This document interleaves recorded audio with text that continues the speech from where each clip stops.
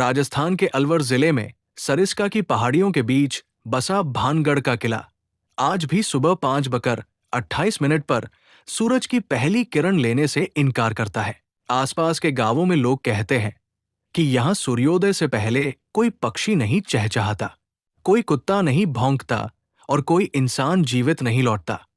भारतीय पुरातत्व सर्वेक्षण ने यहाँ सूर्यास्त के बाद और सूर्योदय से पहले प्रवेश पर पूर्ण प्रतिबंध लगा रखा है। बोर्ड पर लिखा है, सूर्यास्त के बाद किले में रुकना कानूनन अपराध है और मृत्यु का कारण बन सकता है। लेकिन कानून से पहले यहां एक श्राप है जो सन 1573 से चला आ रहा है।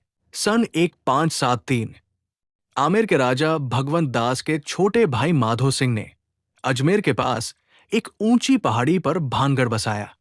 उस समय ये इलाका अब तक का सबसे सुरक्षित और वैभवशाली नगर माना जाता था। चारों तरफ 7 दरवाजे, अंदर 440 हवेलियां, सोने चांदी के काम वाले मंदिर और एक विशाल महल।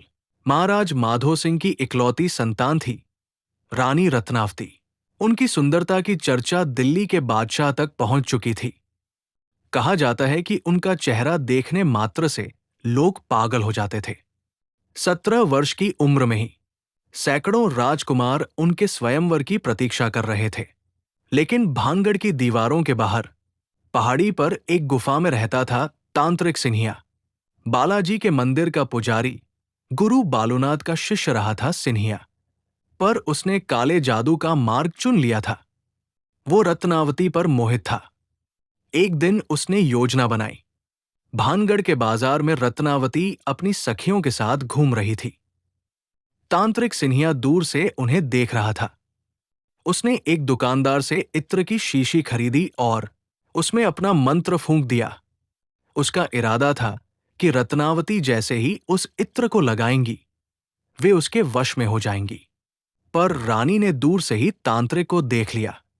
उन्होंने उस शीशी को जोर से जमीन पर दे मारा। इत्र की शीशी टूटते ही उसमें से काला धुआं निकला और वो धुआं एक विशाल पत्थर का रूप लेकर तांत्रिक पर ही जा गिरा।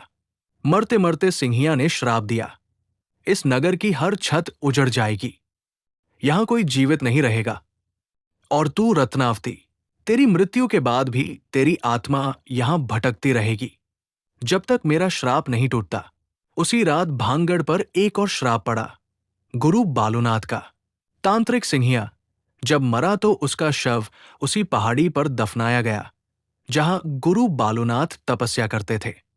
बालूनाथ ने राजा माधो सिंह को पहले ही चेतावनी दी थी कि भानगढ़ की छतें उनकी गुफा से ऊंची नहीं होनी चाहिए, वरना पूरा नगर नष्ट हो जाएगा।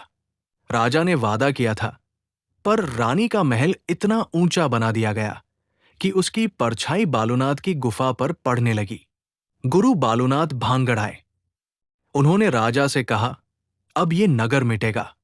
राजा ने माफी मांगी, पर गुरु ने कहा, अब देर हो चुकी। जब तक मेरी समाधि यहां है, ये नगर फिर कभी नहीं बसेगा। श्राप के 7 दिन बाद सन 1580 में औरंगजेब के सेनापति राजा अजब सिंह राठौड़ ने भानगढ़ पर हमला किया। किंवदंती है कि युद्ध में एक भी तीर भानगढ़ की ओर से नहीं चला। सैनिकों ने देखा कि उनके हथियार अपने आप टूट रहे थे। रात में सैनिकों ने सुना कि कोई औरत जोर जोर से रो रही है। सुबह तक पूरा नगर मृत पड़ा था। रानी रत्नावती अपने महल की सबसे ऊंची छत से कूद गई थी। राजा माधो सिंह का शव कभी नहीं मिला। कुछ कहते हैं वे तहखाने में जिंदा दफन हो गए। सोमनाथ मंदिर के अंदर घंटियां अपने आप बजती हैं। गौरी शंकर मंदिर में रात को अगरबत्ती की खुशबू आती है, जबकि वहां कोई जाता ही नहीं। रानी के महल की छत पर सफेद साड़ी में एक औरत दिखती है, जिसके हाथ में चूड़ियां खनकती है। बाजार की दुकानों में सामान अपने आप इधर उधर हो जाता है। जो भी रात में रुकने की कोशिश करता है, उसका शव सुबह किले के बाहर मिलता है, बिना किसी चोट के, मुंह खुला हुआ, आंखें फटी हुई। एक डॉटसन 1978 में एक फोटोग्राफर दिल्ली से आया। उसने रात में फोटो खींचने का प्लान बनाया। सुबह उसकी लाश मुख्य द्वार पर मिली। कैमरे में आखिरी फोटो में एक औरत दिख रही थी जो कैमरे की तरफ देखकर मुस्कुरा रही थी। सन 2002 में 3 इंजीनियरिंग के लड़के शराब पीकर रात में रुके। सुबह 2 की लाशें मिली। तीसरा लड़का पागल हो चुका था। वो बस यही बोलता था। उसने मेरे दोस्तों को दीवार में खींच लिया। 3 सन 2014 में एक विदेशी यूट्यूबर ने लाइव स्ट्रीमिंग की। आधी रात को उसका कैमरा अपने आप घुमा और एक बच्चे की आवाज आई, अंकल खेलोगे? स्ट्रीम कट गई। अगले दिन उसका शरीर किले के कुएं में मिला। पुरातत्व विभाग कहता है कि भानगढ़ का नष्ट होना युद्ध और भूकंप की वजह से हुआ। कोई श्राप नहीं, पर स्थानीय लोग आज भी कहते हैं किले के पास जो पेड़ हैं उनमें कभी पक्षी घोंसला नहीं बनाते। रात में अगर आप किले की तरफ कान लगाकर सुने तो चूड़ियों की खनक और घुंघरुओं की आवाज आती है। हर अमावस्या को रानी का महल जलता हुआ दिखता है, पर सुबह तक सब सामान्य। मैंने दिन में भानगढ़ घुमा, सब कुछ सामान्य था। लेकिन जब मैं सोमनाथ मंदिर के अंदर खड़ा था, अचानक हवा रुक गई। मेरे मोबाइल की बैटरी 80% से 1% हो गई। पीछे से किसी ने मेरा नाम पुकारा, मेरी आवाज में। मैं पलटा, कोई नहीं था। जब मैं बाहर निकला तो देखा कि मेरी कार की चाबी गायब थी। आधे घंटे बाद चाबी मुख्य द्वार के पास मिली। उस पर खरोच से लिखा था, मत आया कर। किंवदंती है कि जब तक कोई रानी रत्नावती के वंश का आखिरी व्यक्ति भानगढ़ में आकर गुरु बालूनाथ की समाधि पर दूध चढ़ाएगा और तांत्रिक सिन्हिया की कब्र पर क्षमा मांगेगा, तब तक ये श्राप नहीं टूटेगा। पर रत्नावती का वंश सन 1880 में ही खत्म हो चुका है, इसलिए भानगढ़ आज भी वीरान है और रहेगा, शायद हमेशा।